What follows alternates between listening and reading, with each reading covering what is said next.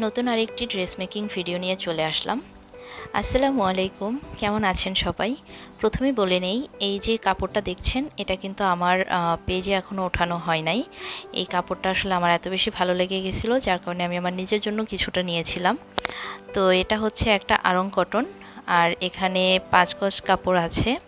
আমি ভেবেছি যে একটা কোর্সেট বানাবো, তো এই কারণে হচ্ছে 5 গজ নিয়েছি। এটা 2.5 হাত বহরের একটা কাপড়।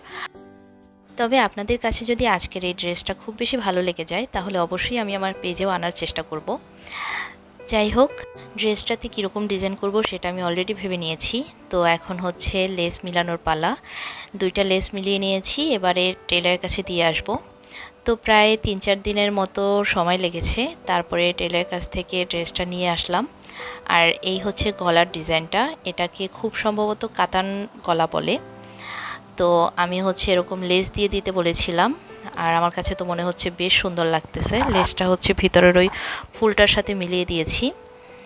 তো টেলার যদিও আমাকে বলছিল যে আপনি সাদা লেসও ইউজ করতে পারেন, বাট আমার মনে হলো যে না, একটু কালারফুল করব। তো এই কারণেই হচ্ছে এটাকে কি কালার বলে, এটা একটু ম্যাজেন্ডা টাইপের একটা কালার। আর হাতাতে হচ্ছে একটা জয়েন্ট লেস দিয়েছি, আর তারপরে 3টা প্লিটস দেওয়া হয়েছে। আর গলায় যে লেসটা ব্যবহার করা হয়েছে ওইটাই হচ্ছে হাতার মুখেও দেওয়া হয়েছে। তো আমার কাছে তো বেশ ভালোই লাগতেছে ফুল ডিজাইনটা। আপনাদের কাছে কেমন লাগছে অবশ্যই আমাকে জানাবেন। আর এটার সাথে যে সালোয়ারটা বানিয়েছি ওটা একটা প্যান্ট কাটিং সালোয়ার বানানো হয়েছে, সেটাতেও হচ্ছে আমি একটা জয়েন্ট লেস দিয়ে দিয়েছি। আর এটাতে প্লিটস দেওয়া যেত, বাট মনে হলো যে না, একটু সিম্পলই রাখি।